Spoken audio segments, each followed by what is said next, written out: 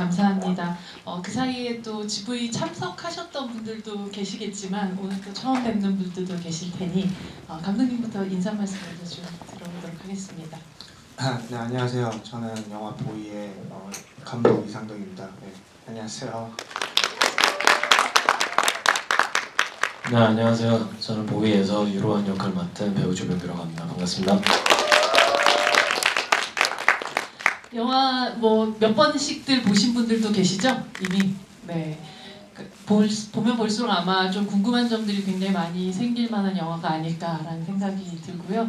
여러분들 제가 또 좀 질문하고 여러분들하고도 질문과 대답을 또 나눌 수 있는 시간을 후에 또 가지도록 하겠습니다. 이 작품 딱 보고 나면 되게 거대한 세계를 감독님이 만드시는 게 어떻게 보면 서사나 스토리, 뭐 인물들을 구상하는 것 이상으로 되게 중요했었던 작품일 것 같다는 생각이 들어요. 보통 뭐 어떤 인물들을 따라가 보다 보니까 거기에 어떤 세계가 나타났다라기보다 감독님이 머릿속으로 생각했던 어떤 세계들을 먼저 구축하는 거. 그래서 이 세계의 지도가 어떻게 되어 있는가. 아마 뭐 그림을 그리셨는지는 잘 모르겠지만 뭐 거의 이 포구부터 시작돼가지고 이 도시 하나의 어떤 세계들을 구상했던 것들을 어떻게 시작하게 됐는지가 좀 궁금하더라고요. 네. 사실 완전 반대죠. 완전 반대예요. 네, 오히려. 완전 반대. 그냥 저는 앞에 두 편이 약간 에세이 같은 독립 영화였다면 장르 영화를 하고 싶었어요. 그 다음에 그 장르 영화를 하고 싶었는데 그때 이제 장르 영화를 한 번도 해본 적이 없으니까 어떻게 해야 될까 하다가 이제 책을 엄청 봤죠. 근데 어떤 책에서 장르를 한 12가지 정도로 나눠서 이렇게 시간으로 표시를 했더라고요. 그래서 공포가 1시였고 맨 마지막이 이제 로맨스로 끝났는데 그때 저한테 걸렸던 건 이제 4시, 5시, 6시 딱 요 구달이었는데 그게 이제 성장이 있고 범죄가 있었고 그리고 SF가 있었어요. 그래서 이 장르를 해보고 싶다라는 생각으로 했고 첫 번째는 성장이었고요. 제일 첫 번째는.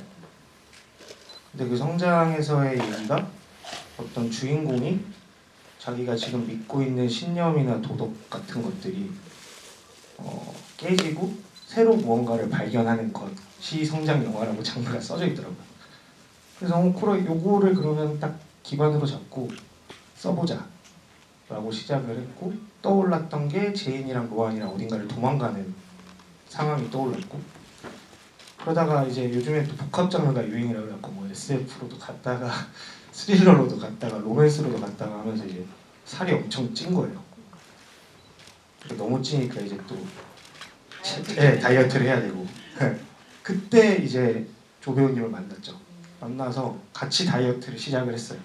근데 되게 치열하게 다이어트를 하더라고요. 그래가지고 치열하게 했죠. 치열하게 다이어트를 해서 보이라는 작품의 첫 초고가 나왔을 때는 거의 이제 체지방 한 0%.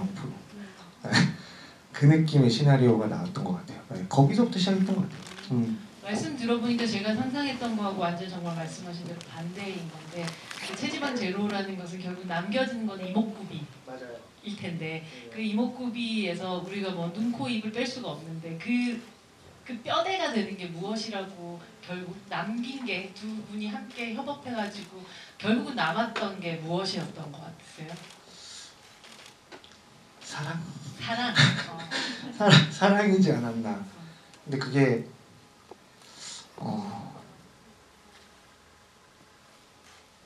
네, 어떤 뭐 누군가를 위한 사랑 이런 거라기보다는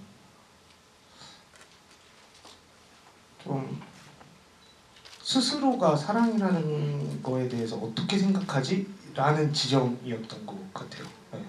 그러니까 로아니가 네. 그 순간이 제일 중요했고 그거를 좀 찍고 싶었다가 저희끼리 얘기했던 것 같아요. 네. 두 사람의 사랑이었다면 보이걸이었을 테지만 어쨌든 이 영화의 제목은 보이이고 로아니의 어떤 성장 혹은 그가 스스로를 사랑하고 받아들이고 어쨌든 성장하는 그것이 굉장히 중요한 부분이었을 것 같아요.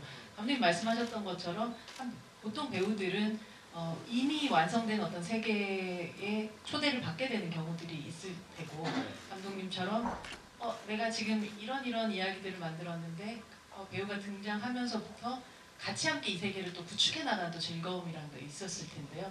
그 과정이 어땠는지가 좀 궁금합니다. 일단 그 말씀하신 대로 그 체지방 0%로 만드는 과정이 힘들었지만 되게 재밌는 순간들이 많았고 개인적으로 이제 뭐라 그럴까요? 감독님과 그 호흡을 맞추면서 이 다이어트라는 게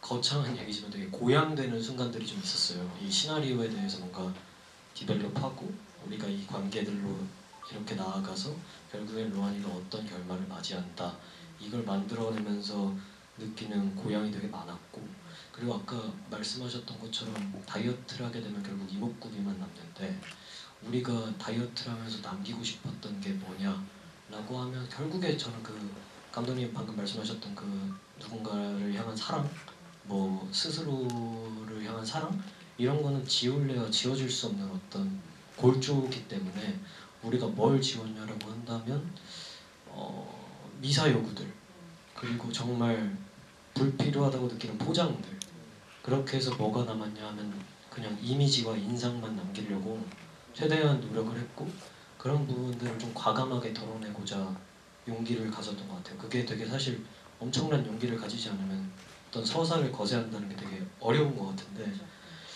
거기서 되게 용기를 내려고 좀 저도 많이 노력을 했었던 것 같고 감독님도 그 딜레마가 한 번씩 이거는 필요 없지 않냐 이런 이야기들을 나누면서 한 번씩 이거를 없애면 근간이 사라지는 것 같다 혹은 뭐 이런 대화들을 굉장히 많이 나눴었는데 코가 없는데 숨을 쉴 수 있을까?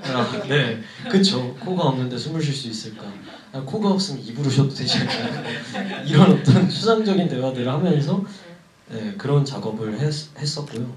그렇게 하면서 개인적으로는 더 가까워진 것 같아요. 인물에도 더 가까워졌고 영화 자체에도 더 가까워졌고 이 영화를 그리고 만들어가는 사람들 감독, 주연 배우, 뭐 같이 하는 배우들 이분들이 다 어떻게 보면 이런 대화들을 많이 해나갔던 작업이다 보니까 방점이 되게 한 곳으로 잘 모여 있었어서 촬영하는데 그리고 뭐 연기하는데 굉장히 수월하게 잘 진행됐던 프로덕션이었던 것 같아요.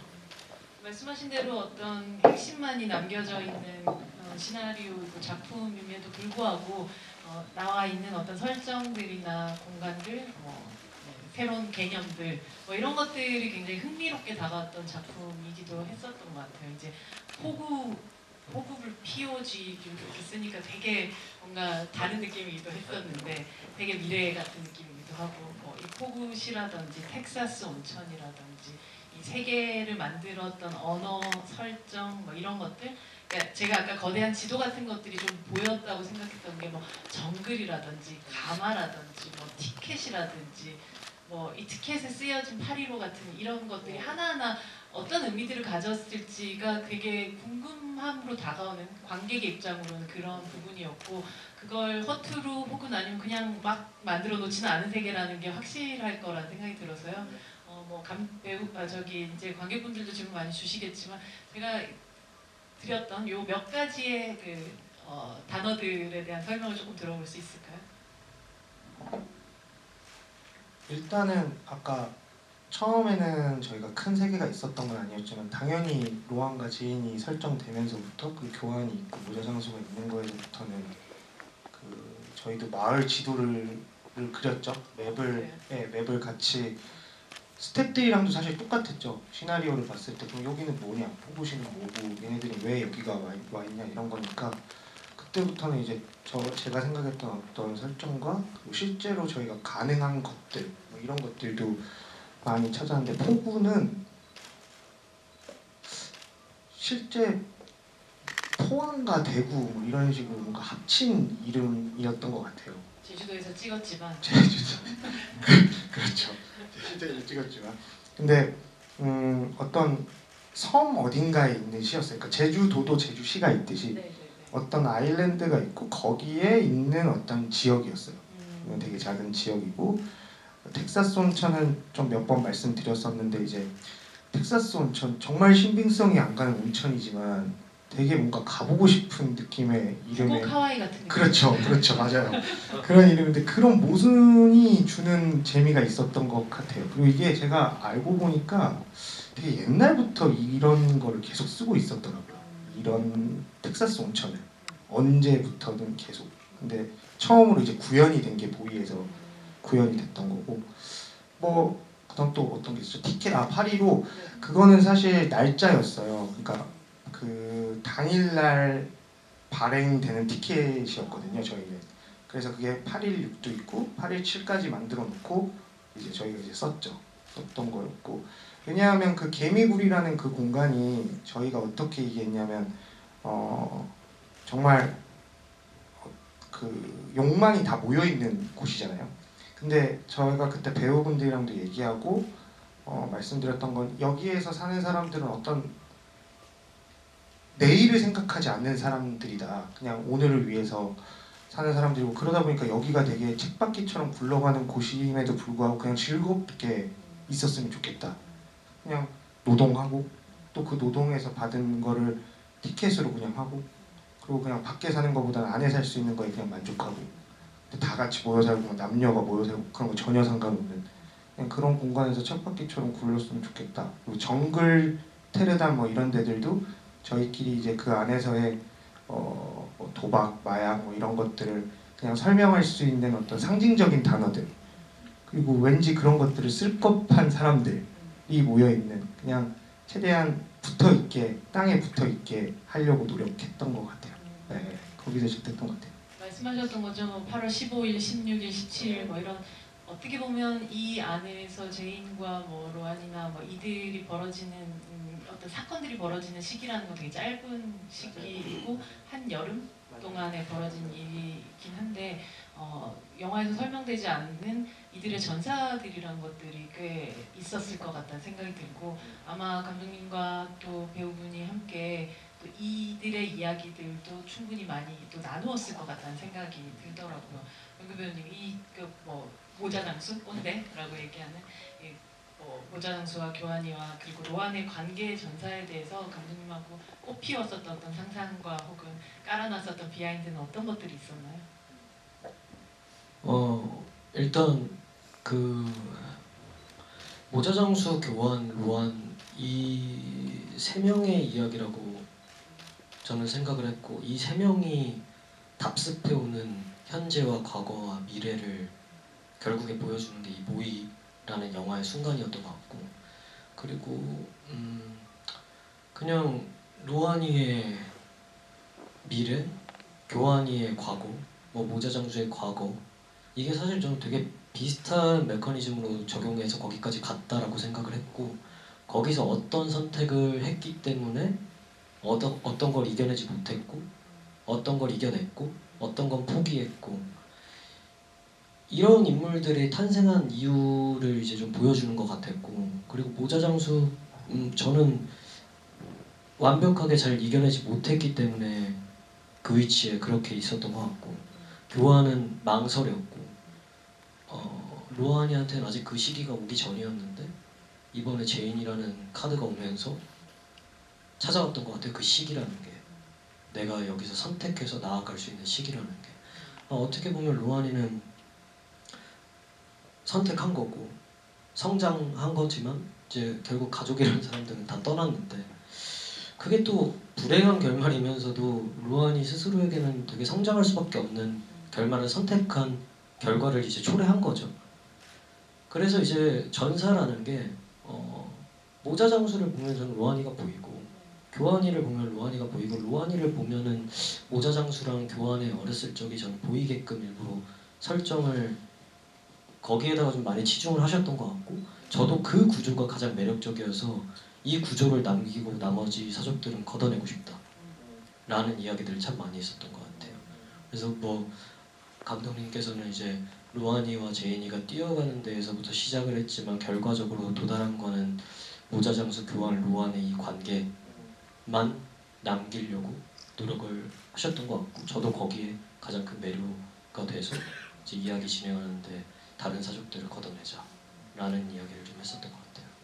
좋은 SF의 조건이라는 것은 결국 선형적으로 나와 있는 이 시간이라는 것이 한눈에 보이는 순간이라고 저는 생각을 하거든요. 장르책이 이렇게 나와요. 그렇죠. 그래서 감독님이 되게 국영수를 중심으로 그렇죠. 열심히 네, 공부했다는 국영수. 티가 나는 네. 게 어떻게 인물들 안에서 하나의 굉장히 짧은 시간 속에서 과거와 미래 그리고 현재를 동시에 볼 수 있게끔 만들어 놓은 구조를 짜놓으셨다는 생각이 들기도 했었던 것 같아요. 저는 또 이 작품 보면서 제가 또 좋아하는 감독의 뭐 이와이순지 감독의 되게 다크했던 시기에 뭐 엔타운이나 뭐 스왈로테일 버터플라이 시기에 어떤 미래를 보여주는 미술 같은 것들도 이렇게 약간 연상이 되는 부분들도 있었는데요. 감독님이 이 작품을 또 찍으시면서 조금 더 영향을 받았었던 뭐 레퍼런스든 혹은 아니면 뭐 감정적인 영향을 받았었던 작품이 또 있으셨는지가 궁금하더라고요. 일단 뭐 모든 분들이 그런지는 잘 모르겠는데 저 같은 경우는 이제 인풋 계절은 그냥 닥치는 대로 다 보고요. 그리고 시나리오가 나오고 나서부터 그러니까 시나리오 쓸 때는 거의 안 봐요. 시나리오 쓸 때는 좀 영향을 좀 받을 수도 있으니까 그래서 최대한 안 보고 이제 시나리오가 끝나고 스태프들과 그리고 배우분들이랑 얘기를 할 때 이제 레퍼런스들을 많이 찾고 보는데 그때는 오히려 말씀하셨던 그 스왈로테이 그게 없었어요. 네, 없었고 그러다가 제가 얼마 전에 그거 그때 GV 때 누구 관객분이 말씀하셔가지고 제가 한번 봤거든요. 너무 좋은 거예요. 네, 그리고 아마 그때 제가 그게 10대였을 텐데 제가 그 영화를 봤을 때가 가만히 생각해보면 그 세기말 시기에 그런 작품들이 제가 되게 많이 봤더라고요. 에반게리온도 그렇고 일본 만화들도 그렇고 막 파도처럼 저를 막 이렇게 했던 거다 보니까 그런 게 아마 내재되어 있지 않았을까 저한테 그런 게 있었던 것 같아요. 네, 그러다 보니 자연스럽게 그런 미술과 그리고 어떤 제주, 그러니까 포구 아일랜드가 되면서 그 제주 아일랜드로 되면서 생기는 또 거기서의 매력도 굉장히 있었고요. 이제 제주도 에피소드는 또 그러게요. 저도 이제 네. 그 촬영 현장이 그렇죠. 말하자면 이게 출퇴근의 현장이 아니고 그렇죠. 거기서 하나의 타운을 만들어서 그 영화 안에서도 물론 타운이지만 영화 바깥에 함께 만들어가는 이 거의 서커스 그룹 같은 느낌의 어떤 시간들이지 않았을까 싶거든요. 그 제주에서 촬영의 순간들 중에 가장 기억에 남는 순간은 언제인가요? 근데 제주도 촬영 같은 경우는 진짜 이게 저희가 촬영같이 임하지 않았어요. 거의 그러니까 유랑극단 같이 있어요. 예 그런 느낌이었고 그리고 조금 이게 어찌됐건 예산이 그렇게 크지 않았던 작품이어서 어떤 이 프로덕션에 대한 불안감 그리고 뭐 이렇게 과연 할 수 있을까에 대한 일단 그 의문점을 많이 갖고 그리고 되게 도전하는 마음으로 시작을 했었는데 생각보다 이게 미리 준비를 이렇게 타이트하게 준비를 빡세게 해놓고 그것만 이제 방점이 맞춰진 사람들끼리 이제 협업만 그 원하는 시간 내에 집중해서 한다면 굉장히 빨리 끝나고 빨리 잘 놀 수 있구나. 저희는 매번 촬영이 그 요새 그런 진짜 현장이 많이 없지만 거의 2-3시간, 3-4시간씩 일찍 끝났거든요. 근데 뭐 그래서 뭐 더 찍을 수 있는 거를 더 찍을래야 찍을 것도 없을 정도로 이제 많이 다 건질 것도 다 건졌고 뭐 할 것도 다 했기 때문에 그 이제 촬영 끝난 제주도 3시, 4시가 얼마나 좋았는지 그 무리들과 배우들과 스태프들, 감독님들 이렇게 모여가지고 이제 매일같이 이제 회식을 하는데 영화 속에서 스팸만 그렇게 먹이던. 네. 근데 뭐 실제로 그 회식을 할 때도 스팸에 계란 후라이를 많이 먹었어요. 저희가 또 생각보다 그런 데서는 되게 촌스러워서 아는 맛이 제일 맛있다. 스팸 계란 후라이, 뭐 스크램블 앤 치즈, 뭐 베이컨, 뭐 이런 그 특이한 거를 잘 안 먹었어요. 그냥 제주까지 가서 뭐 제육볶음, 떡볶이, 뭐 김밥 모닥치기라는 그 제주도 전통 떡볶이 있는데 그거 많이 먹고 이제 촬영하면서는 그런 기억들이 제일 좋았고요. 이제 제주도라는 공간이 주는 힘이 영상적으로 나왔을 때 이게 무국적인 느낌을 주는데 이게 감독님이 어찌됐건 제주도민이시다 보니까 감독님이 그간 뮤직비디오 촬영할 때 아껴놓은 로케들을 우리 영화에 다 쏟아붓는구나. 저는 이제 영화에서 되게 중요한 게 로케라고 저는 생각을 하거든요. 네. 근데 그 로케를 정말 기가 막힌 곳들을 이번 작품에 많이 풀어주셔서 영상미 그런 작업이 이제 그런 장면들이 잘 담겨서 영상미가 되게 좋았던 작품이었던 것 같아요. 공간이 주는 힘이 참 이렇게 크구나. 뭐 이런 생각들을 좀 많이 느꼈습니다. 근데 저희 리허설을 엄청 했어요. 지금 또 말씀하시면서 드는 생각이 그 2~3시간이 저도 왜 이렇게 빨리 끝났나 생각해보니까 그 2~3시간 전에 모여서 다들 리허설도 엄청 하고 이미 합을 맞춰놓은 상태라서. 근데 그게 되게 중요했던 것 같아요. 사실 그렇게 하기가 되게 쉽지 않잖아요. 배우분들도 다 오시고 키스태프분들도 다 모여서 한번 리허설을 계속 해보는 게 되게 힘든 일이었는데 다들 뭐 제주도에서 기분이 좋았는지 전날 먹은 술이 좋았는지 모르겠지만 엄청 열심히 다들 해주셨어요. 그래서 됐던 것 같아요. 그럴수록 유랑극단 스타일이시군요. 네. 아 근데 진짜 말씀하셨던 어떤 뭐 그 버짓의 제안이라든지 아니면 장르적인 특징 같은 것들이 들키지 않으려면 더 쪼아서 더 클로즈업을 해서 더 감추는 형태를 생각하기 마련인데 오히려 이 작품은 넓힌 공간에서 더 뛰어놀게 만들고 더 풀어놓고 하는 형태임에도 불구하고 그게 이렇게 들키지 않고 사실은 훨씬 더 편안하게 보게 만든다는 것이 감독님의 도민으로서의 로케이션의 또 부심이든 혹은 아니면 만들어놨었던 보물 상자였던 그런 게 필요했던 게 아닐까라는 생각이 들고 유효하게 작용을 했었던 것 같아요. 보면 유로아는 울지 않는다, 사랑은 힘이다, 뭐 식의 이런 굉장히 구호들을 외친단 말이죠.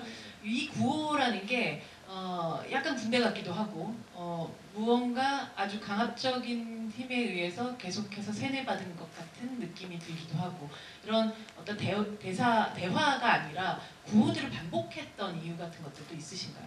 네, 아까 말씀드렸던 이제 새로운 세계를 만드는 거에서 가장 중요한 게 어떤 뭐 거기에 질서나 도덕 규범이나 뭐 이런 것들이 되게 많잖아요. 근데 아까 말씀드렸듯이 그런 거를 너무 다 디테일하게 애초에 할 수 있는 게 아니었고 그렇게 시작하지도 않았기 때문에 저는 지금 저희가 살고 있는 만약에 뭐 대한민국이라면 여기 어느 동네에 있을 법한 정도의 곳으로 일단 설정을 해놓고 근데 그 안에서 적어도 어떤 규칙 정도는 있어야 되겠다라는 생각을 했던 것 같아요. 예, 저희가 초반에 뭐 이제 사회가 붕괴됐다 딱 이러니까 관객분들이나 뭐 이제 처음 시나리오 읽었던 분들도 그럼 이게 뭐 무정부인지 뭐 공권력은 있는지 뭐 이런 것들인데 사실 보다 보면 그냥 저희가 머릿속에서 생각할 수 있는 정도의 수준 또는 많이 봤던 그냥 그런 어떤 상황들 이런 게 펼쳐지는데 그거랑 이제 제가 조금 비튼 게 이제 어느 정도의 구호나 아까 말씀하셨던 그런 그리고 규율 그런 게 필요했고 그게 제일 시작을 그 텐트에서 이제 첫 번째로 등장하는데 그 세 명의 어떤 인물 구조를 정확하게 보여주는 거잖아요. 앞에 교환이가 계속 거기서는 뭐 엄청 빅보스처럼 행동하고 그리고 로한이는 막 사람들이 막 웃고 떠들고 막 그런 도박하는 데서 오히려 그거 보면서 되게 즐기고 영보스. 영보스가 되고 약간 이런 것들인데 그 영보스도 빅보스들이 저기 모자 장수 앞에서 그냥 다 무너지고 약간 이런 것들이 필요하려면 그런 규율과 그런 규칙이 필요했고 군대에서 온 거라고 볼 수도 있어요. 그리고 그 뒤에 보면 모자 장수 뒤에 걸려져 있는 그 군인 사진이 있거든요. 저희 돌아가신 할아버지인데. 네. 4대에 걸친 얘기. 그렇죠. 사실은 그런 거죠.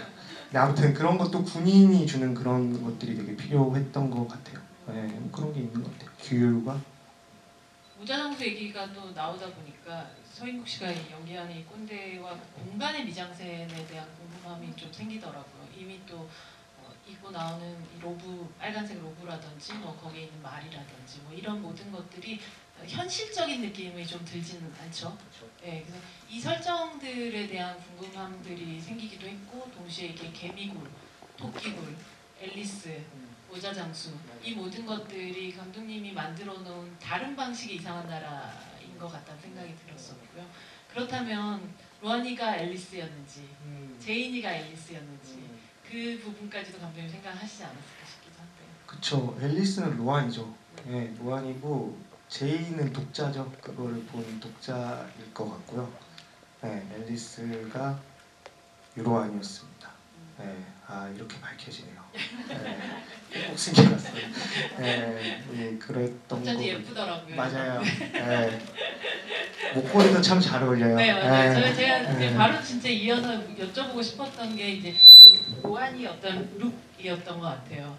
뭐 옷과 헤어스타일이란 게 그냥 단순히 장식이 아니라 캐릭터를 가장 빠르게 표현하는 부분이라 생각이 드는데 형한테서 받게 되는 그 진주 목걸이부터 시작해가지고 감독님과 함께 설정한 부분들 혹은 정규배님이 오히려 제안했던 부분들 뭐 이런 것들이 혹시 있는지 궁금하더라고요. 일단 저는 평상시에도 굉장히 수도분하게 입고 다니고 좀 튀는 옷들을 되게 좋아하지 않는데 감독님은 스타일이 되게 확고하세요.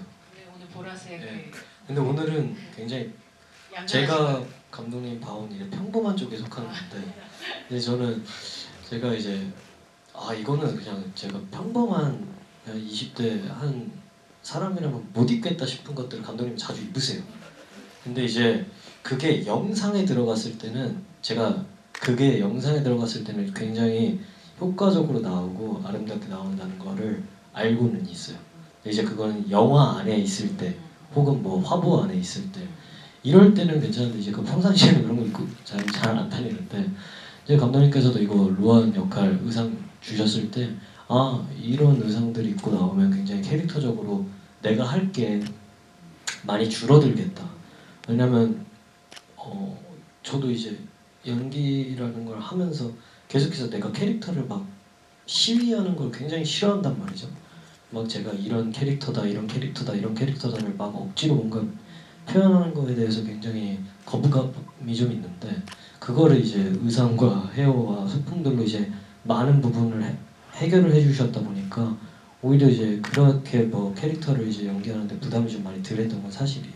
그런지 이미 그 옷들을 입고 그 목걸이를 차고 그 머리 스타일을 하고 있는 것 자체가 이상해서 그걸로 로안이가 만들어져서 사실상 내가 할 건 그렇게 많지 않았다. 그래서 이제 그 도움을 되게 많이 받았었죠. 신발은 본인이 아니 일단 그 룩이 그렇게 돼 있으니 그러니까 제가 제 개인 조병규의 의상을 고르는 게 아니라 영화 안에 로안이의 의상을 고르는 거니까 이 상태면 뭐 신발은 핑크 괜찮겠 어떠세요? 근데 이제 너무 좋아하셨고 이제 또 핑크 색깔 되게 좋아하시거든요. 그래가지고 이제 그래서 제인이 머리색이 네 핑크. 근데 그 친구가 워낙 핑크 색깔 그 머리를 하고 무대를 했던 적이 몇 번 있었는데 그걸 보고 이제 감독님께서도 핑크 제일 이제 엄마한테 제일 눈에 보였으면 하는 색깔 처음 엄마를 보는 자리에서 엄마의 눈에 쏙 들어올 수밖에 없는 색깔 그 중에서 그 친구가 잘 어울리는 색깔 핑크 그리고 내 신발 핑크 그러면 적절하게 이제 뭐 메타포도 살고 이제 뭐 그렇게 이제 보여줄 수 있는 거 아닌가 싶어가지고 좀 선택된 것들도 좀 있었죠.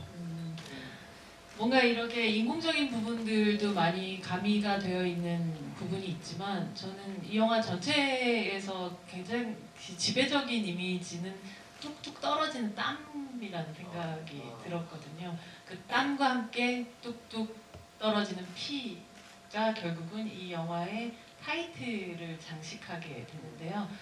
타이틀 앞에 로안이의 피와 이것들이 섞이게 됐었던 감독님의 또 의도가 있으셨는지가 궁금합니다. 네, 뭐 일종의 어떤 좀 거창하게 얘기하면 선언 같은 거죠. 이제 보이 시작입니다. 자, 이런 겁니다. 우리는 이런 거를 하려고 지금 만들었고 보이는 피와 말씀하신 땀과 그리고 아무것도 모르는 아이의 여기서 시작 뭐가 괜찮냐의 말에 대답하는 게 뭐가로 대답하는 그런 아이로 시작하는 영화라는 생각이 들어서 일단 그렇게 했고요. 네. 앞에 그 의상 얘기하다가 나도 생각난 게 있었는데 까먹었다 또. 네, 죄송해요. 이상해요. 그냥 넘어가시면 돼요. 네. 네. 제가 더 혹시 많다는데. 중간에 생각나시면 네, 다시 제가 꼭 얘기를 얘기할게요. 해주세요. 네. 핑크 신발은 어쨌든 병규님의 아이디어. 맞아요, 맞아요. 그건 맞아요. 네. 이게 되게 어두운 시대, 미래 어떤 시대에 대한 얘기지만 전체적으로 되게 부서질 듯한 해가 전체를 지배하고 있는 그런 이미지인데 어둠보다는 빛을 선택하셨던 이유가 있으셨어요? 사실 저희가 다른 것보다도 그 부분에 있어서 촬영 감독님이랑도 되게 많이 얘기를 나눴던 건 꽤 콘트라스트를 더 그래도 많이 주려고 얘기를 했던 것 같거든요. 이게 뭐 저희가 촬영하는 거에 있어 되게 포착하는 이미지를 많이 해보자라는 단어가 나왔었고, 그리고 포착하는 거, 그게 어떤 카메라와의 거리감, 인물과 배우와의 거리감 이런 게 아니고 말 그대로 아까 조 배우님 말한 것처럼 이미지에 어떤 잔상이 남고 그런 게 좀 스쳐가려면 그런 포착하는 이미지를 많이 해보자. 약간 그러다 보니 그 땀이나 이런 것도 뭐 당연히 저희는 여름이었으니까 그냥 계속 났죠. 뿌리지도 않았어요. 나중에는 그냥 계속 나니까. 그래서 그런 어떤 질감과 이런 거를 살리려고 되게 많이 노력을 했었던 게 있었고요. 그런데 빛과 어둠을 명확하게 보여주는 게 되게 더 중요했던 것 같아요. 당연히 빛이 더 많이, 뜨거운 빛이 더 많이 있어야 그 어둠도 더 많이 살 수 있는 거니까. 그렇다 보니 뭐 그런 인상이 남았던 게 스페인에서 뭐 네온 느와르라고 얘기한 게 사실 말이 안 되는 말이잖아요. 뭐 느와르는 검은색일 때 네온 느와르라는 건 무슨 말이지 했는데 그런 느낌들이었던 것 같아요. 네, 어둠이 좀 더 잘 보이려면 밝아야 되는 거고. 그러니까 뭐 이런 측면에서 대비를 더 많이 주려고 되게 노력했던 것 같아요. 네. 말씀하셨던 어떤 또 질감이라는 것이 그 빛 어둠 안에서도 계속 또 살아 있고 그리고 그 어떻게 보면 농도 같은 것들이 이제 땀하고 피 사이에서 또 다 느껴지는 그런 작품이었던 것 같아요. 모자장수는 공연을 했다고 하고 공연을 오라고는 하는데 정작 공연이 나오지 않잖아요. 모자장수의 공연은 도대체 무엇이며 거기서 뭘 하길래 그렇게 열심히 호객행위를 그렇게 위협적으로 하고 있는가? 모자장수는 그 처음에 교환이랑 로안이 도착했을 때 이렇게 멀리 텐트 앞을 보면 거기서 삐에로 한 명이 이렇게 막 하고 있어요.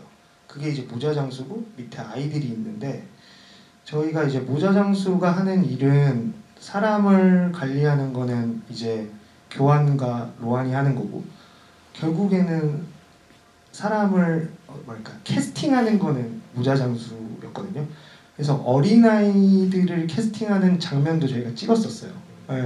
저희 찍어서 뭐 너희 엄마 어디 갔어? 그러면 몰라요. 그러면 지금 없다는 거네? 이러면서 그냥 말이랑 같이 해서 아이를 이렇게 텐트 안으로 들어가는 그런 장면들을 약간 찍었었는데 피리 부는 사나이 같은. 네 맞아요. 피리 부는 사나이 그런 느낌으로 했는데 그게 아까 말씀했던 것처럼 좀 다이어트해서 좀 필요 없는 거라고 생각을 했던 것 같고 찍었는데도 그렇고 편집에서도 다이어트를 했으니까 그리고 그런 아이를 계속 이렇게 캐스팅하는 게 모자장수였던 일이었죠. 네. 로안이랑 교환이를 이제 계속 만들어내고 싶었던 거죠. 그리고 생산하는 네. 거죠 계속. 보이 A, B, C, D 맞아요. 예, 맞아요. 계속 맞아요. 나오는 거죠? 근데 이제 모자장수가 교환이한테 호객행위를 그렇게 강하게 감정적으로 하는 이유는 교환이한테도 로안이가 되게 크듯이 모자장수한테도 교환이가 로안이를 생각하는 것만큼의 이제 인물이다 보니 교환이한테 더 공연을 왜 안 오냐 이거에 되게 그게 어떻게 보면 진짜 사랑해서 불러오는 질투? 너가 왔으면 좋겠다 이 말을 이제 좀 그렇게 돌려 하는 것 같은데 그렇게 많은 아이들을 양산을 해내도 결국 모자장수한테는 교환이밖에 없는 것 같고 교환이한테도 로안이밖에 없는 것 같고 그럼 로안이도 교환이밖에 없었다가 이제 그 관계가 이제 박살나기 시작하는 거죠. 제인이 때문에. 이제 삐뚤어진 어떤 그 사랑이라는 생각도 드는데 이 인물들이 되게 서로 전화받는 거에 엄청 집착하는 것도 되게 이상한 느낌이기도 했거든요. 근데 그 소통하고 싶은 욕구라는 거라는 느낌도 들기도 했었고. 결국에는 자기 얘기 하고 싶은 거고 자기 얘기 들어줬으면 좋겠어 라는 그러니까 내 얘기 들어줬으면 좋겠어 하는 사람들이니까 더 그런 것들이 있었던 것 같아요. 네, 저나 그리고 그날 삐진 거잖아요. 모자 장수는 교환이가 안 온 게. 그리고 사실 교환이도 처음에 삐진 거죠. 제인이랑 네, 놀러 다니는 것 때문에.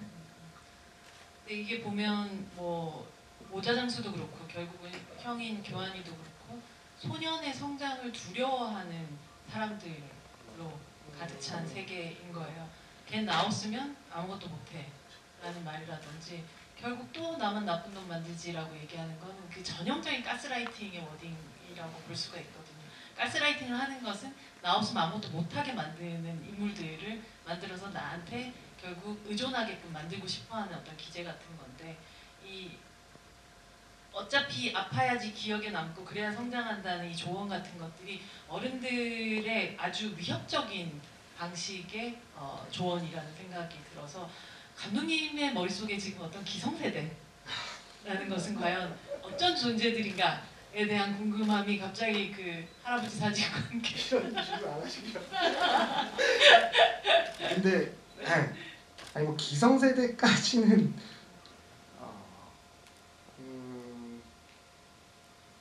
벗어나고 싶으셨어요? 네. 근데 그런 거보다 아까 모자장수 캐릭터를 만들면서 좀 생긴 것도 있는 것 같아요. 그가 어떤 백스토리가 조금 있는데 사실 뭔가를 만들고 싶었던 거겠죠. 교환이를 통해서 작품을 만들고 교환이라는 작품을 만들고 싶었다고 생각해요. 제가 생각했을 때는. 그럼으로써 이제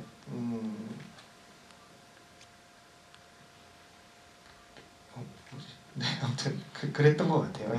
뭐 기성세대까지는 아니지만 어렵네요. 사실 그 네. 질문에 대한 어떤 그 마지막 순간이 결국은 로안이가 하는 선택들과 연결돼 있다라고 생각이 들거든요. 사실 제인이랑 같이 떠날 수도 있고 네. 다른 방식을 선택할 수 있었는데 결국 로안이가 그곳에 남아서 그런 마지막 선택을 하는 거는 어떤 선택이었는지가 궁금하더라고요. 저는 이제 아까 그 말씀이랑 이제 직결해서 이제 쭉 말씀드리자면 그 세계 안에서는 너 나 없으면 아무것도 안 돼. 그리고 뭐 약해 빠져가지고 뭐 하는 모자장수가 하는 모든 말들과 교환이가 하는 모든 말들이 차라리 이게 제 3세계에 있는 사람들이 그걸 봤을 때 되게 가스라이팅이잖아요. 근데 그 안에서는 사실 그게 잘못된 말이 아니고 그 세 인물의 가장 큰 단점은 뭐냐면 우리가 보편적인 인간들이 사회에서 살아가면서 느낄 수 있는 감정과 어떤 생각들의 나사가 없는 사람들이에요. 그 안에서만 자라온 친구들이다 보니까 그래서 그 친구들이 그렇게 겪는 말들과 그렇게 하는 말들이 그 친구들한테는 어떻게 보면 사랑이고 그걸 외부에서 봤을 때 그게 가스라이팅인 거지 그 친구들은 그게 이상하다는 생각들을 전혀 안 했을 거란 말이죠. 그랬겠죠. 네.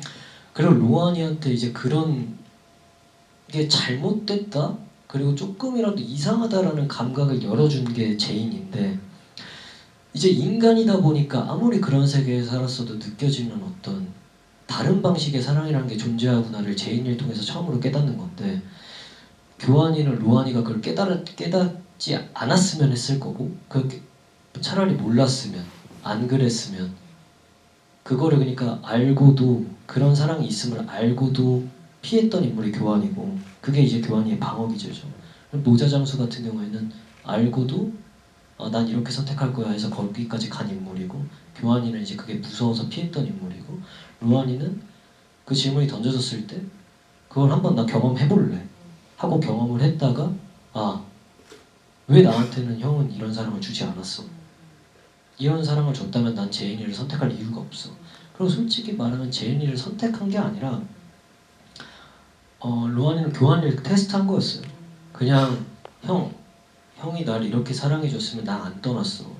형이랑도 이렇게 잘 지낼 수 있었어. 근데 제인이가 나한테 줬던 이거는 왜 형이 그토록 사랑한다던 나한테 주지 않았었던 거야.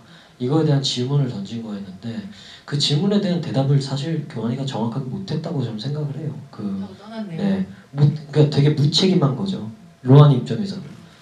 그래서 사실 로안이 입장에서 그 질문을 던진 사람이 죽고 나니까 죄인이고 뭐고 사실 하나도 중요하지 않았던 것 같아요. 이제 나는 그 질문에 대한 답도 들었고, 아 형이 나한테 잘못된 사람을 줬었던 게 맞았구나. 그리고 형은 알고서도 그걸 안 했구나. 그러니까 나는 더 이상 제인이는 사실 그 교환이가 나한테 던져줬던 질문에 대한 답을 해주기 위해서 필요한 어떻게 보면 장치에 불과했어요, 로안이한테. 근데 그거를 안 해줬던 인물이고 안 했다는 게 드러나니까 이제 사실 거기서는 그 인물로서 동력을 다 잃은 거죠. 그래서 뭐 제인이랑 떠날 이유도 전혀 없고, 그래서 거기에 남아 있다라기보다는 뭐 진짜 이러지도 저러지도 못하는 인물로서 이제 그 세계에 홀로 외롭게 남겨져 있는 거죠. 결국에. 대가죠, 대가. 그 로안이가 받아야 되는 대가인 것 같고요. 그리고 모자 장수는 말씀하신 것처럼 그냥 진짜로 바뀔 생각이 뭘까 잘못됐다는 생각을 1도 한 사람이 아니에요. 그냥 그게 사랑이고 자기가 생각하는 사랑인 거고 최선을 다해서 교환을 사랑을 했던 거고 교환은 말씀하신 것처럼 이제 알고 있었던 거죠. 어느 정도는 그 고통이라는 걸 아픔을. 근데 동생한테는 그렇게 행동을 했던 거고. 네, 그럼 자기들이 믿고 있는 사랑을 좀 끝까지 좀 해보려고 했던 사람들의 발버둥인 것 같아요. 네. 근데 어쩔 수 없어요. 근데 교환은 그런 행동, 그거 말고는 잘 안 떠오르더라고요. 뭔가 할 수 있는 선택이. 근데 그게 엄청 무책임한 건데 로안 입장에서 보면. 근데 그거 말고는 교환이 제대로 살 수도 없을 것 같아요. 교환으로서. 이게 어떤 인물들의 선택이라는 것이나 뭐 이런 것들 꼭 악의에 의한 것이 아닌데도 결국 그 좋지 않은 결과들을 낳게 되는 게 제인이의 어머니에게 그 약을 주게 되는 로아니의 선택도 마치 되게 천진난만한 느낌이 들기도 하지만 결과적으로는 어마어마한 비극을 누구한테인가는 정말 소중한 걸 잃게 만드는 맞습니다. 선택이었죠. 그러니까 정말 여기서 이 인물들이 하는 선택들을 보면 누군가를 순수하게 갑자기 좋아하는 마음이 생기거나 순수하게 사랑하면 어디까지 할 수 있는가, 그거를 되게 던지는 영화인 것 같아요. 그러니까 교환이도 결국에 죽었던 게 나 이제 형이랑 안 놀 거야 그 말에 사실 총알이 나간 거거든요, 교환이한테는. 그러니까 교환이가 사랑하는 존재는 로안이 말고는 없었어요, 지금까지. 그 세계에서는 안에서. 그러니까 근데 자기가 가장 사랑했던 사람한테 형이 준 거 다 가짜고 나 이제부터 형이랑 안 놀 거고. 다시 진짜인데. 네, 그죠. 진짜라고 이제 자기는 알고 있는데 로안이는 그거에 대해서 이제 오해하고 있고, 그리고 이제 형이랑 안 논다 라는 그 말은 이제 교환이한테 그냥 너 이제 선고 같은 거죠. 죽어도 가치가 없는 인간이야, 뭐 거의 그 정도였다고 생각해요. 근데 교환이는 이제 그 말을 듣고 이제 죽은 거기 때문에 이미 총알은 거기서 나갔다라고 저는 생각을 했고, 그리고 정말 말씀하신 대로 이 안에서 로안이든 교환이든 모자장수든 누군가를 정말 사랑하면 어떤 행동을 할 수 있는가를 정말 우발적으로 나온 행동들을 잘 보여주는 상황들이 좀 있는 것 같아요. 파국이네요. 파국이죠. 저희 근데 얘기하다 보니까 시간이 이렇게 가버렸네요. 여러분들 질문 있으실 텐데 죄송합니다. 제가 너무 오랫동안 이분들을 질문 주십시오. 네. 네, 손 들어주시면 조기로 가겠습니다.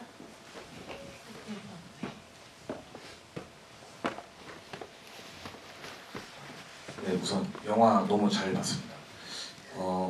일단 궁금한 게 굉장히 많은 영화인데요.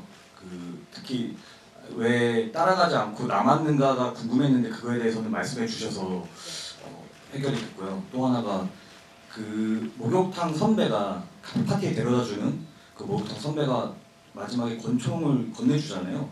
근데 그걸 왜 줄까라는 게 굉장히 궁금하더라고요. 예, 그 부분이 또 궁금하고, 그 다음에 지금 말씀하신 걸 듣다 보니까 로안이가 그 제인이 엄마한테 약을 줬을 때 어떤 의도를 가지고 줬을까? 그 약을 죽기를 바라는 마음으로 줬을까? 아니면은 그런 지점들이 좀 궁금하더라고요. 네.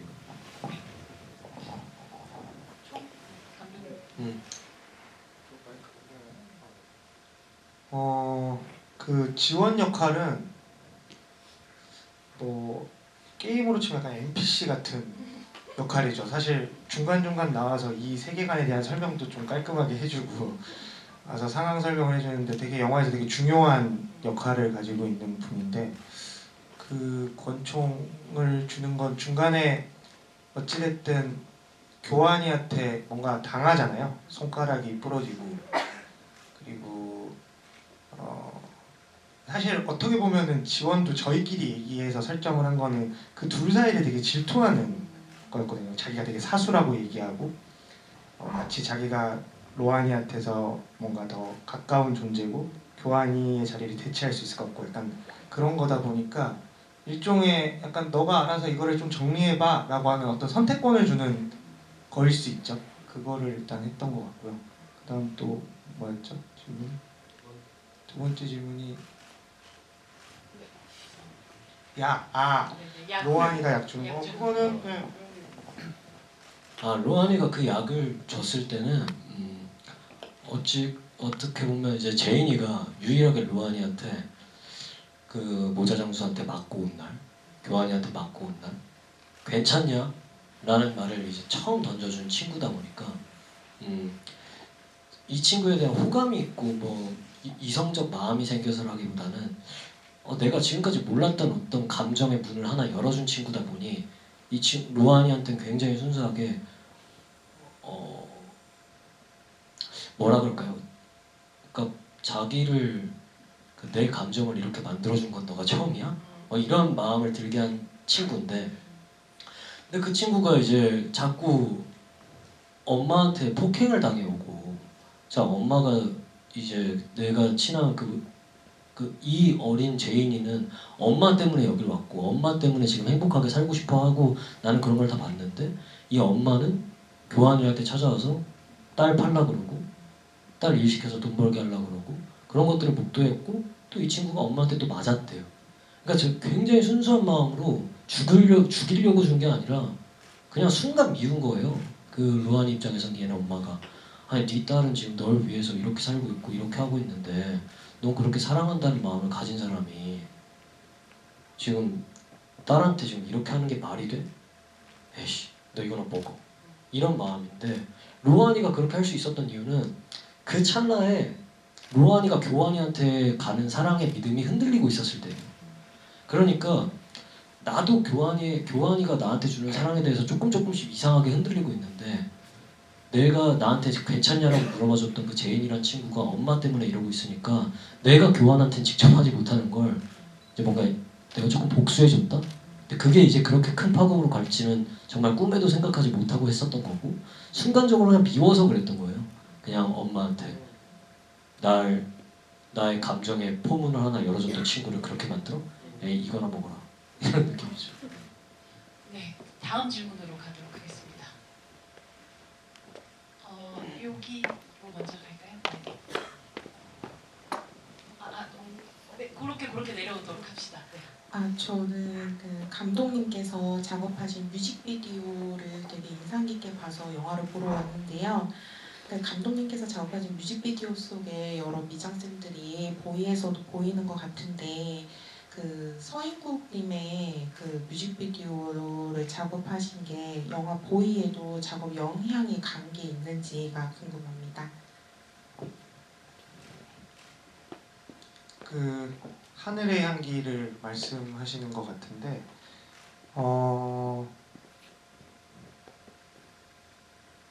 그때 모자 장수가 서인국 배우로 정해진 상태는 아니었어요. 정해진 상태는 아니었고 근데 어떤 세기말 감성이나 약간 이런 디스토피아 이런 거에 굉장히 서로 얘기를 많이 하던 시기였거든요. 그 서배우님이랑. 네, 그러다 보니 저도 모자 장수가 자연스럽게 좀 떠올랐던 것 같아요. 서인국 배우로 연결되는 데 있어서. 근데 거기서 하늘의 향기라는 뮤직비디오에서는 서인국 배우가 약간 오히려 로한 같은 역할이 됐거든요. 네, 그래서 뭐 어떻게 보면은 같이 맞물려 있는 것들이 좀 요소적으로 있었던 것 같아요. 네, 네, 그랬던 것 같네요. 네. 바로 앞으로 마이크를 그냥 내려주시면. 네, 안녕하세요. 네, 섬세한 연기 잘 봤습니다. 전현기 배우님. 그 배우님 두 가지 여쭤보고 싶었는데 하나는 그 춤추는 장면 있잖아요. 제인이랑 로한이가 춤추는 장면, 그 안무가 상당히 독특하다고 생각해서 무슨 생각으로 아니면 어떤 분이 그걸로 그 안무 출연이 하는 것이고 또 한 가지 너는 그 교환이가 괴물돌 같은 그 초록색 조명에 있을 때 교환이를 바라보는 그 로한이의 감정 그게 어떤 감정이었는지 어떤 생각을 하고 있었는지 궁금합니다. 아 일단 굉장히 그 어떤 포크레인 같은데 올라가서 춤추시는 그 장면 말씀하시는 거잖아요. 거기서는 그날 진짜 해가 너무 좋았고 일부러 그런 날을 이제 그 광량과 이제 뭐 제가 이거 누차 말씀드렸지만 진희 배우 나오는 날은 광량 제일 좋은 날만 골라서 찍었거든요. 정말. 약간 애정의 분포가 좀 다르다는 느낌을 받으시나요? 그렇죠. 왜냐면 저는 사실 뭐 메이크업 헤어 시간이 2분 30초가 안 걸렸어요. 그러니까 땀 같은 경우도 저는 이제 어차피 흐르기도 하고 예를 들어 뭐 드라마랑 다른 타 작품들 같은 경우에 땀이 난다 그러면 닦잖아요. 땀이 나면 저희는 더 부었어요 그냥 차라리. 그리고 사실 그런 질감들이 있어야 영화에 더 잘 나온다는 걸 저는 이제 개인적으로 경험한 사례가 몇 번 있어서 저는 이제 그런 걸 추구하는 데는 전혀 뭐 불만이 없었지만 이제 제인 배우 나오는 날의 광량 이건 굉장히 중요했었는데 그날도 이제 광량이 굉장히 좋은 날 찍었었고 근데 이제 촬영하면서 이제 그 미장센 쪽으로 이제 모니터를 보니까 여기서는 되게 무용의 어떤 움직임들을 되게 뭔가 해야 될 것 같은 거예요. 마치 이게 어떤 댄스가 들어가면 안 되겠지만 마치 현대무용 하듯이 이제 그래서 고등학교 때 제가 현대무용 수업을 좀 들은 적이 있는데 그 부전공 수업으로 무조건 들어야 되는데 굉장히 싫어했거든요. 제가 현대무용 수업 듣는 걸 피나 바우시의 어떤 뭔가를 더 따라하고 막 그랬어야 되는데 그때 생각을 열어서 내 몸은 어떤 한 유기적인 공기 안에서 이제 흘러가는 어떤 동물이다. 네 이런 어떤 정보 그 어렸을 때 배웠던 그 얕은 지식들을 끌어와서 이제 몸으로 이제 표현하려고 좀 했었었고 그 개미굴에서 유인수 배우 로한이가 교환이를 바라봤던 표정은 그 딜레마의 끝이 이제 내 고민의 끝이 점점 내 생각이 맞구나라는 확신으로 변해갔던 찰나였던 것 같아요. 이 형이 날 사랑하는 게 아닐 수도 있구나. 이 형이 날 더 사랑해줄 수 없구나. 그리고 이 형이 나한테 주는 사랑이 가짜일 수도 있겠구나. 그거에 대한 확신, 그 생각들이 그걸 보면서 조금씩 확신으로 바뀌었던 순간이었고 그 표정과 그 인수를 바라보는 로한의 표정이 꼭 필요했었던 것 같아요. 이제 점점 나는 바뀔 거고 형도 바뀌었고 형이 준 거 가짜라는 거에 대한 판명이 한 8, 90% 정도 되었을 찰나였던 표정이었던 것 같아요. 네, 아까도 이쪽으로 끝으로 가겠습니다.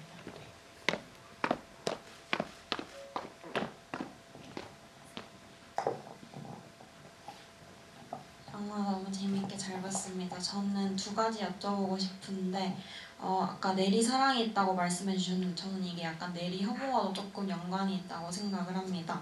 사실 이제 교환도 로한이로 인해서 변칙적인 존재가 된 거고 제인이도 원래는 이제 교환이만 엄청 바라보고 교환이가 세상의 전부였는데 제인이가 나타남으로써 이제 좀 다르게 만들어졌잖아요. 그래서 저는 그 엄청 마지막 장면에 이제 모자 장수가 교환이한테 나는 그때 네 눈빛 정말 좋았는데 지금은 별로다 이런 얘기를 하는데 그 모자 장수가 말했던 그 교환이의 눈빛이 조금 궁금한 것 같습니다. 그리고 이제 뭐 모자 장수가 좋아했던 교환이의 눈은 뭐 약간 순종적이고 진짜 나는 뭐 모자 장수 너밖에 없어 약간 이러한 세계에 갇혀있던 눈이었던 건지 그러면 이게 조금 연관돼서 교환이는 로한이에게 어떤 눈을 원했을지가 조금 궁금하고 두 번째로는 이제 감독님과 조병규 배우님의 최애 OST가 궁금합니다. 약간 재밌었던 음악 에피소드나 약간 음악 작업하시면서 조금 공유해주고 싶으신 그런 에피소드 있다면 말씀 부탁드립니다. 눈빛은 모자 장수가 교환한테 얘기했던 그때 눈빛 정말 좋았었다는 건 말씀하신 것처럼 일단 1번이 그런 순종적이었던 예전에 말 그대로 자기 말을 잘 듣던 그런 눈빛이었겠죠. 근데 아마 그때 교환의 눈빛은 교환이 느끼는 자기의 눈빛은 뭔가 욕심과 야망이 가득 찬 그런 거였겠죠 아무래도. 그거를 보면서 모자장수가 내 뒤를 이을 수 있는 아이겠구나라는 그거를 느꼈던 그 순간을 떠올렸던 것 같고요. 사실 교환이 로한한테 바랬던 눈빛은 글쎄요, 그냥 영화 초반에 그냥 둘이 같이 웃고 떠들던 그때 아니었을까요? 그냥 병신 이러면서 서로 그랬을 때가 제일 좋았겠죠. 왜냐하면 교환은 오히려 제일 미래 없이 산 게 교환 같아요, 저는. 그래서 볼 때마다 약간 교환이 조금 마음이 좀 쓰이는데 걔는 계속 그냥 오늘 하루 어떻게든 잘 사는 게 걔한테는 사실 제일 목표였을 것 같아요, 교환은. 교환에겐 제인이 찾아오지 않았기 그렇죠. 또는 때문에. 필요가 없었죠. 그렇죠. 그랬죠. 근데 모자장수는 있었어요. 모자장수는 제인 같은 존재가 있었어요. 아무튼 그랬던 것 같고요. 그리고 그 OST 관련해서는 뭐 저는 다 애정하는 곡인데요. 제일 끝까지 고민을 했던 게 사실 마지막 곡이었어요. 마지막에 이제 로한이가 모자장수와 교환을 자기만의 방식 또는 자기가 배웠던 방식으로 이제 마무리를 하고 그리고 그 공사장에서 앉아서 혼자 이 꾸벅꾸벅 조는 그때 나오는 그 음악이 저희가 끝까지 되게 많이 음악 감독님이랑 고민을 하고 그리고 조 배우님이랑 그 음악을 처음으로 같이 들었었어요. 그걸 이제 작업한 걸 받아서 이제 들었는데 저희 둘 다 너무 좀 울컥했던 것 같아요. 그 순간에 되게 울컥했던 것 같고 뭔가 그러려고 한 건 아니었는데 그렇게 된 걸로 해서 그 OST가 저는 제일 기억에 남네요. 어떠세요? 저도 굉장히 같은 생각으로 원래 그 마지막 노래에 대해서 진짜 감독님도 그렇고 저도 그렇고 이거 고민을 굉장히 많이 했었는데 이걸 한빈이한테 또 어떻게 그 음악 감독님한테 어떻게 또 이야기를 해서 어떻게 부탁을 하고 어떤 노래들로 좀 해줬으면 좋겠다라는 이야기를 해야 되지 어떤 지점에 떨어지는 음악을 좀 부탁을 해야 되지라는 거에 대해서 굉장히 많은 고민을 했었는데 본질적으로 돌아가자. 이 장면이 나갔을 때 사람들한테 어떤 걸 주고 싶은가. 가장 1차원적으로 눈물이 났으면 좋겠다. 사람들이 이걸 보고 감정적인 동화가 돼서 격화됐으면 좋겠다. 그래서 한빈 씨한테 감독님이 사람들 울게 할 수 있는 노래를 뭐 이런 쪽으로 어떤 만들어 달라. 이 이야기를 듣고 나서 이제 그 음악이 들어간 이제 파인본을 봤을 때 울컥하더라고요. 그리고 그 노래가 주는 힘이 너무 셌어서 저한테도 이제 그 친구를 또 한 번 더 존경하게 됐고, 그 음악을 가장 좋아하게 됐고, 그 음악이 정말 보이에 가장 잘 들어맞는 어떤 정말 무국적인 느낌과 쓸쓸한 느낌을 주는 음악이었던 것 같아요. 네. 네, 저희 거의 끝내야 되는 시간이긴 한데. 그 음악을 한빈 음악 감독님이 그때 처음 만드신 걸까요? 아니면 약간 본인의 작업물에 있던 걸 기존에 있던 작업물 처음 만든. 저희 뭐 1시간 정도 시간이 그냥 훌쩍 지나가 버렸는데요. 이제 뭐 이 영화 개봉 1월 14일 날 하고 나서 거의 여러분들하고 이런 이야기들 나눌 수 있는 거의 끝의 마지막에 그 시간들일 텐데 감독님이 또 관객분들에게 또 마지막 인사 좀 주셨으면 좋겠고 이 영화에서 뭐든 중요한 건 이제 폼이라고 얘기하는 그 어떤 폼으로 살고 싶은지 감독님의 또 포부를 한번 좀 포부 말고 포부를 한번 들어볼게요. 네. 일단 저의 그럼 알라고 저의 약간 졸라서 이렇게 소장님이랑 배우님이랑 이렇게 관객분들이랑 다 같이 이런 자리를 할 수 있게 돼서 일단 너무 즐겁고 감사하고요. 와주셔서 영화 봐주셔서 너무 감사하고요. 제가 어제 제주도에 있었는데 눈이 엄청 왔어요. 제주도는.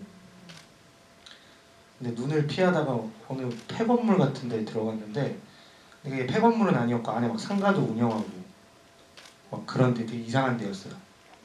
근데 거기서 뭔가 모자 장수가 여기서 옛날에 일을 했을 것 같다는 생각이 그냥 문득 떠올라서 아양 이렇게 된 거 포구 3부작으로 해서 그리고 이게 한 번에 끝내긴 좀 안 돼요. 네, 아쉽겠죠? 한 번에 끝내면 약간 지금 뭐 다들 뭐 너무 막 이해하기 어렵다고 그런 얘기도 많아서 그냥 이왕 이렇게 된 거 포구 3부작을 해서 모자잔수 스피노프를 꼭 써보겠다라는 끝까지 마음으로 가는 게 내 폼이다.